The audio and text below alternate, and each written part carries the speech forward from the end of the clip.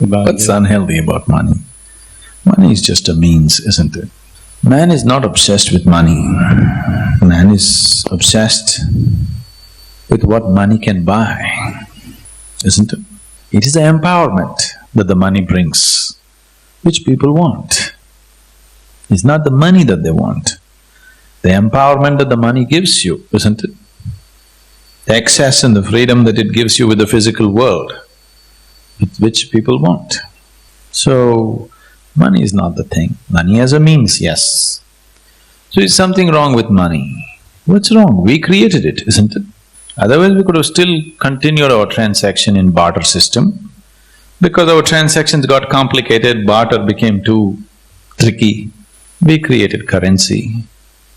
Currency became too tricky, so we created a card. So, it is just a means. Is something right or wrong about it? Nothing right or wrong about it. If money is in your pocket, it makes your life easy and comfortable. Because you have some money in your pocket, you're sitting here today thinking of inner development and things. If you were in the slum with no money in your pocket, today you wouldn't be sitting here doing Shambhavi Mahamudra, isn't it? You would be just struggling to keep that house going, or building a boat to float inside your house. Something like that, isn't it? Because you got little money in your pocket, today you can sit here no matter, it's raining, it's going to flood. If it floods, it's okay, we'll stay in the hotel. Because there's little money in your pocket, this much freedom, isn't it so? There's no money at all in your pocket, this wouldn't be possible. So nothing wrong with money. Money in your pocket is good. If it stays in the pocket, if it enters your head, it becomes a perversion.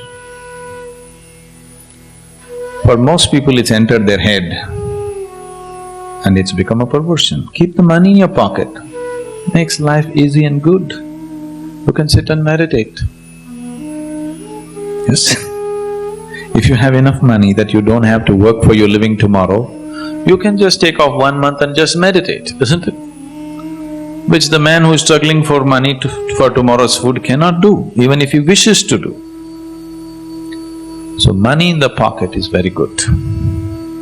Money in your head, that's a perversion which will destroy you. You must keep everything in its place. These are two things right now in the world which is taking almost 95% of human energy. Money and sex. These two things are right now consuming almost 95% of human potential. Is it so? Even 95 is a conservative estimate. Yes, almost 100%.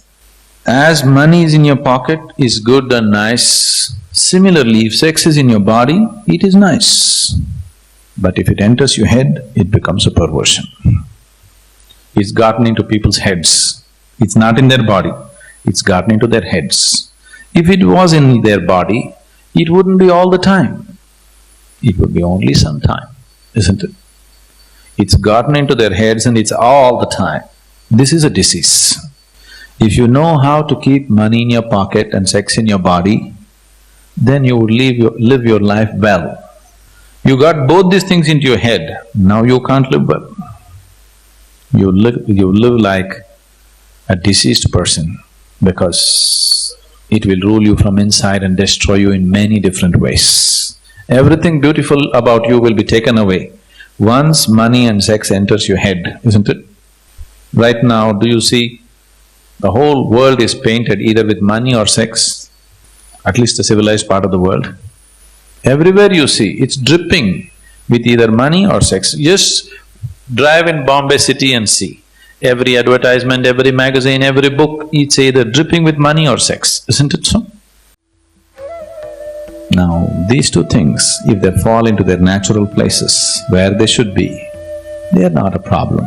They are fine, they have their own beauty attached to it. But if you exaggerate it in your mind, then everything becomes ugly. So money has become a problem because you don't know where to keep it. Keep it in your pocket. It's a good thing.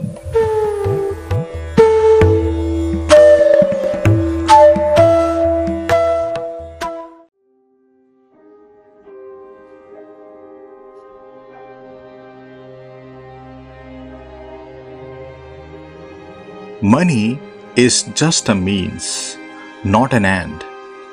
But in today's world, people are so obsessed with it that their sole purpose in life seems to be the acquisition of material wealth. All they think about is money. They do not realize that money is just a tool. It is just a means and not an end. The end is the recognition of your divine essence beyond this body-mind complex. The end is the recognition of your divine, conscious, blissful nature. So, as a spiritual seeker, you must see to it that you use your money for your well-being. You use your money for your spiritual growth. You use your money in such a way that it brings you closer to your divine essence. You use your money in such a way that it reveals to you your divine, conscious, blissful nature. You must realize the importance of developing some distance from money. As a spiritual seeker, you must be detached from money, because when you become attached to it, it will then lead to greed, fear, and constant pursuit of more, which in turn will hamper your spiritual growth. It will then create obstacles on your spiritual path. So beware, have some detachment. Use money, don't get used by it. Approach life with consciousness. Approach life with awareness. Just recognize how you treat money. What actually is your relationship with money? Once you realize that money is for you, you can then use it responsibly. You can then use it consciously. And if you are one of those who has more than you need, then you can practice sharing money with those who need it. Practice generosity. That is a great spiritual practice. But when you help someone with money, always remember to give the money with an open heart. And while giving, just see how you feel within yourself. Does it inflate your ego? Or you're just giving it consciously? Remember to give money consciously. Don't allow the ego to interfere and take the credit. If you give money consciously, it will create positive impact and will greatly help in the well-being of others. This conscious practice of generosity will then bring abundance in your life, and you will then experience a deep sense of fulfillment.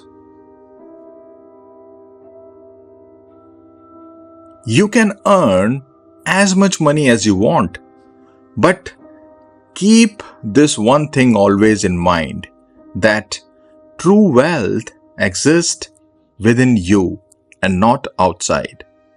Let this thought sink deep in your mind.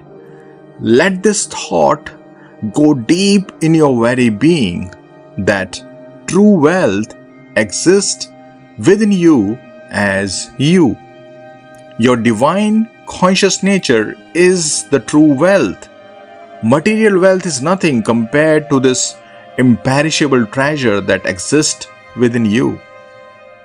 Once you have a glimpse of your divine conscious nature, you wouldn't then want to part with it, even if the whole universe is given to you in exchange. That is the real wealth and not money. Recognize your inner riches and focus totally on them, rather than giving undue importance to material possessions. When your life is based solely on the accumulation of the material wealth, it then just goes to waste.